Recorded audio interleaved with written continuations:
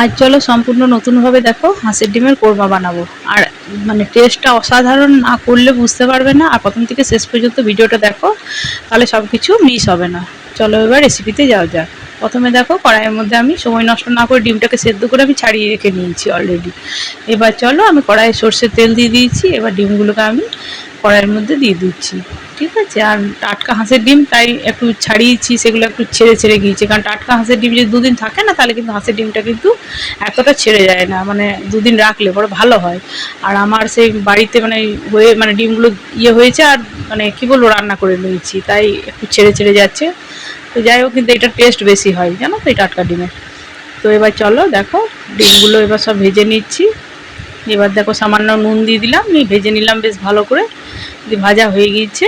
এবার চলো দেখো আর একটু মানে যে কড়াই তেলটা ছিল তার মধ্যে সামান্য আর একটু তেল দিয়ে দিলাম।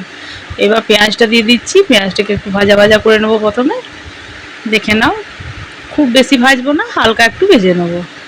এবার দেখো এই পর্যায়ে আমি কাঁচা লঙ্কা দিয়ে দিচ্ছি, তোমরা চাইলে এটা কম বেশি করে নেবে। সামান্য অল্প সামান্য মতো আদা ঘষা আর সামান্য মতো রসুন ঘষা, ঠিক আছে। এবার দিয়ে এটাকে ভালো করে বেশ ভেজে নেবো। আবার খুব বেশি পরিমাণ কিন্তু লাগবে না, কারণ যেহেতু ডিমের পরিমাণ যদি কোয়ান্টিটি বাড়াও, সেই ক্ষেত্রে বাড়িয়ে কমিয়ে নেবে।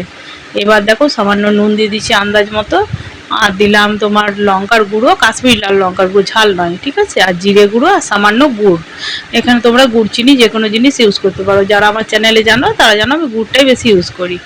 তো এবার দেখো মশলাটা কিন্তু ভালো করে বেশ আবার নাড়িয়ে ভেজে নিচ্ছি, ভালো করে কষিয়ে নিতে হবে, ঠিক আছে। এবার 1 চামচ মতো, হ্যাঁ 1 চামচ মতো, কিন্তু বেশি নয়, টক দই আমি এখানে দিয়ে দিচ্ছি। বেশি দিলে কিন্তু টক হয়ে যাবে, খেয়াল রাখবে। যদি পরিমাণটা বাড়াও সেই ক্ষেত্রে তোমরা বাড়িয়ে নিতে পারো। টক দই দিয়ে কিন্তু দেওয়ার পরে ভালো করে কিন্তু নেড়েচেড়ে এরকম করে মিক্স করে নিতে হবে, নাহলে কিন্তু ছানা কাটা মতো হয়ে যাবে। এবার এটা হচ্ছে কিশমিশ বাটা, ঠিক আছে। আমি আর বাটাটা দেখাইনি, তাহলে অনেকক্ষণ টাইমটা নষ্ট হবে ফালতু ফালতু, ওই জন্য মুখে বলে দিও। আমি ভাবলাম চলো তোমাদেরকে বলে দেবো। এটা কিশমিশ বাটা, হ্যাঁ ওই মোটামুটি ধরো 12-15টা মতো কিশমিশ আছে।